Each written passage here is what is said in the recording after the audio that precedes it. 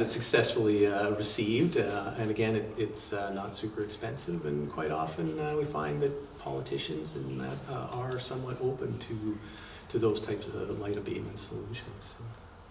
What about the organizations like the National Canadian Astronomical Society or others? What can they do? What are they doing in order to raise awareness or make people aware? So the Royal Astronomical Society of Canada itself, I know, has an initiative to engage municipalities and again bring awareness. They've created documentation, brochures, that kind of thing that we can present to municipalities, that type of thing as well. So takes time and effort though. And so getting the the resources out in all the major municipalities to advocate for the light abatement isn't always easy, but in most of the cities where the Royal Astronomical Society has a center, there's several active members out there engaging municipalities, educating municipalities about light pollution, light abatement, that type of thing. So just going back to your comment about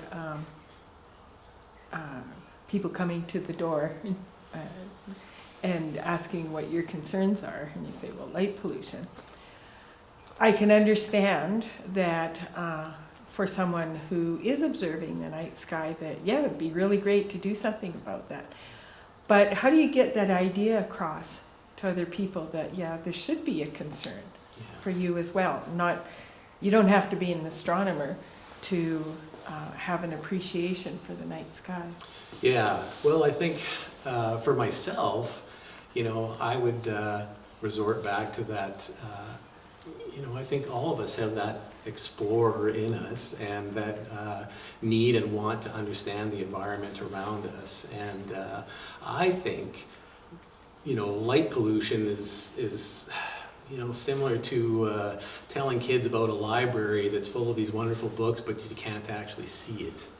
And so it sounds absurd, right? There's this thing out here, kids, called a library, but I'm sorry, you can't actually see it. And it's the same when you're describing the night sky to the kids in an urban center. It's like they have no idea what you're talking about when you say, I can see the Milky Way, or I can see the North Star, or that type of thing. So I think just through examples like that, it really hits home that there's a lot out there that we're slowly losing, out of sight, out of mind kind of thing, and so that's the importance. I think that's the importance of things like the Jasper Dark Sky Festival, is it brings people out and reminds them, hey, look at what's up there, right? And you can't see that from downtown Edmonton, or not just to pick on Edmonton, but from a lot of major municipalities.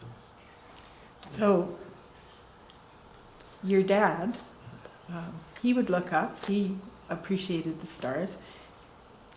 He passed that on to you. Are you passing that on to your kids? Yeah, absolutely I am, yeah. So I have a 16-year-old son and a 14-year-old daughter, and they both accompany me now to a couple of dark sky festivals, or what we call star parties. There's a great one held by the Saskatchewan Royal Astronomical Society at the Saskatchewan Centre, and they hold in Cypress Hills every year, and it's a dark sky preserve, and so I've taken my kids down there with me a couple of times as well, and as predicted, they look up at that sky and they just, what is that, right? Well, that happens to be the planet Jupiter, or that happens to be the Milky Way. And so I started with them.